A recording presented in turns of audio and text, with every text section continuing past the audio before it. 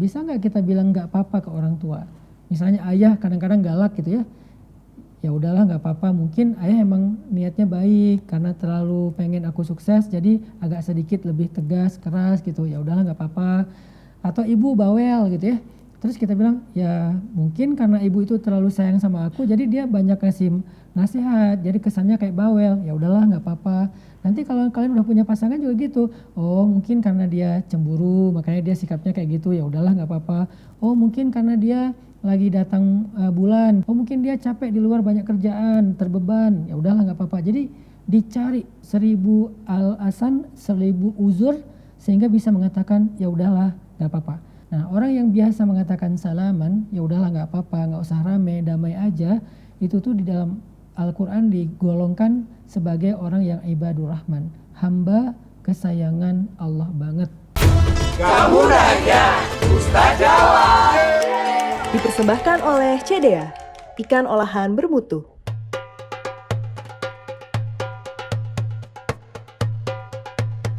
Assalamualaikum warahmatullahi wabarakatuh. Waalaikumsalam warahmatullahi wabarakatuh. Masya Allah, senang banget ngelihat semangat kalian luar biasa. Jadi semangat juga Ustadz pengen jawab pertanyaan kalian. Siapa yang pengen nanya? Saya Ustadz mau bertanya. Kamu nanya, Ustaz jawab dong. Boleh. Saya sering kali mengatakan gak apa-apa Ustadz ketika tersinggung dengan sikap dan perkataan orang lain. Padahal saya kesel Ustadz, cuma saya gak enak aja ke orangnya. Apa hal itu berbahaya Ustadz? Terima kasih.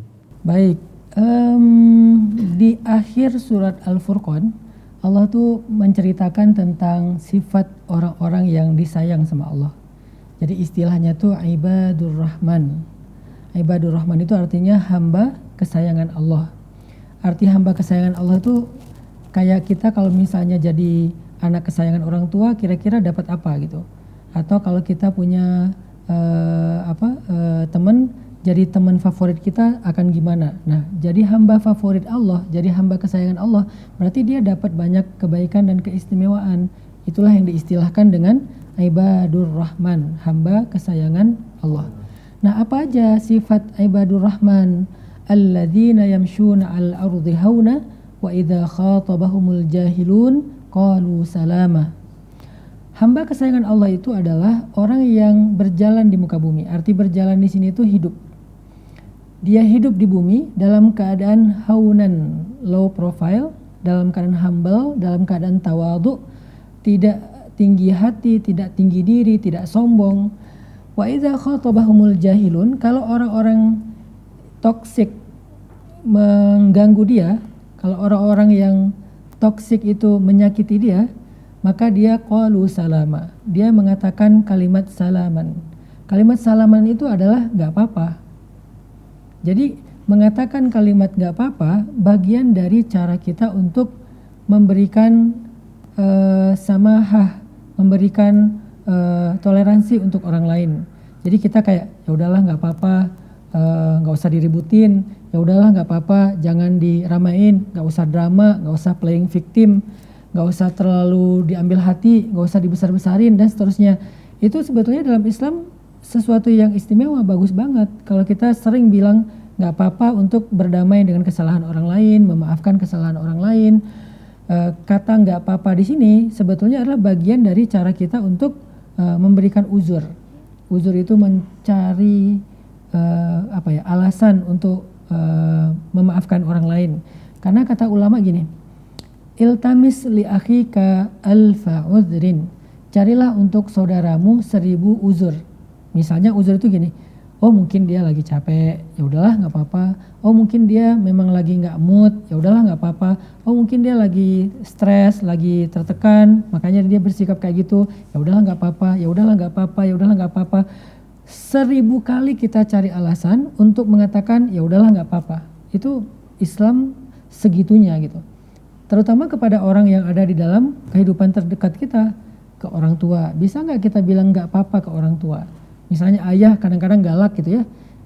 Ya udahlah nggak apa-apa, mungkin ayah emang niatnya baik karena terlalu pengen aku sukses jadi agak sedikit lebih tegas, keras gitu. Ya udahlah nggak apa-apa. Atau ibu bawel gitu ya. Terus kita bilang, ya mungkin karena ibu itu terlalu sayang sama aku, jadi dia banyak kasih nasihat, jadi kesannya kayak bawel. Ya udahlah, nggak apa-apa. Nanti kalau kalian udah punya pasangan juga gitu. Oh mungkin karena dia cemburu, makanya dia sikapnya kayak gitu. Ya udahlah, nggak apa-apa. Oh mungkin karena dia lagi datang bulan. Perempuan kan kalau lagi waktunya datang bulan haid itu secara emosionalnya nggak stabil. Ya udahlah, nggak apa-apa. Oh mungkin dia capek di luar, banyak kerjaan, terbeban. Ya udahlah, nggak apa-apa. Jadi dicari alfa uzrin, 1000 alasan, 1000 uzur sehingga bisa mengatakan ya udahlah nggak apa-apa. Nah ternyata itu adalah kalimat salaman di dalam surat Al-Furqan. Nah orang yang biasa mengatakan salaman, ya udahlah nggak apa-apa, nggak usah rame, damai aja, itu tuh di dalam Al-Quran digolongkan sebagai orang yang ibadur rahman, hamba kesayangan Allah banget. Tapi nggak semua kasus kita bisa katakan nggak apa-apa. Kayaknya kata nggak apa-apa ini berlaku untuk rate kasus kita di bawah 7 lah. Ada beberapa kasus hidup kita itu yang di atas 7. Kezaliman, kemungkaran, penganiayaan, terutama yang berhubungan dengan nama baik, dengan kehormatan, dengan menjaga nyawa, darah, keturunan, harta. Nah ini dalam Islam ini dijaga secara sangat ketat. Kita nggak bisa bilang ya udahlah nggak apa-apa pas diambil sama pencuri harta kita, ya udahlah mungkin dia butuh, kan nggak segitunya juga ya.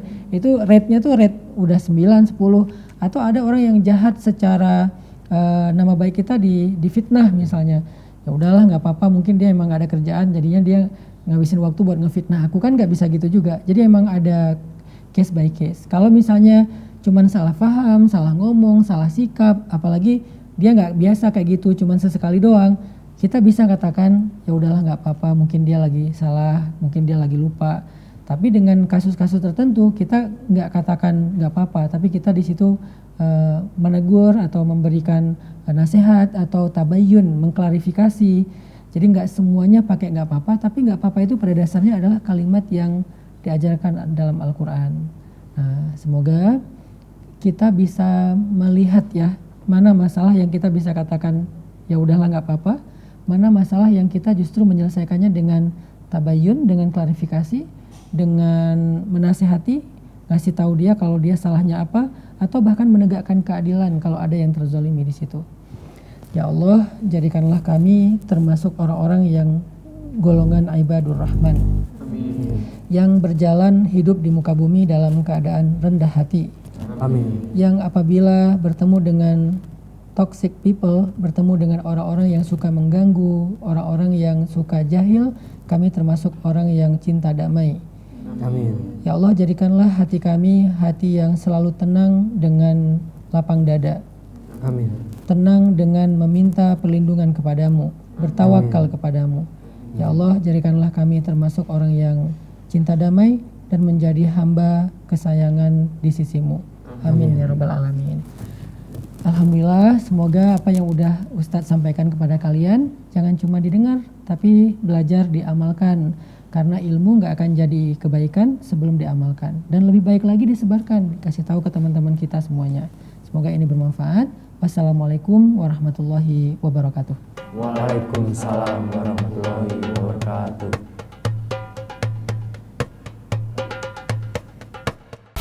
Kamu nanya, Ustaz jawab. Dipersembahkan oleh CDA, ikan olahan bermutu.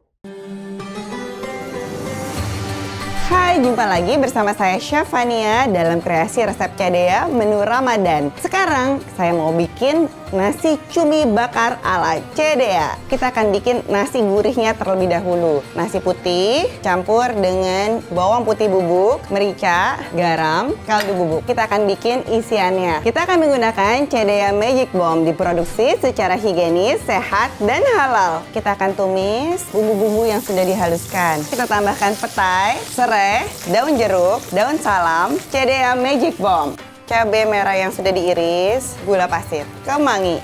Kita akan bungkus dengan daun pisang. Isiannya akan kita gulung. Setelah selesai dibungkus, akan kita bakar nasi cuminya. Sudah jadi nasi cumi bakar ala CDA. Resep-resep CDA bisa diaplikasikan saat sahur ataupun berbuka puasa bersama keluarga supaya tetap fit selama menjalani ibadah puasa.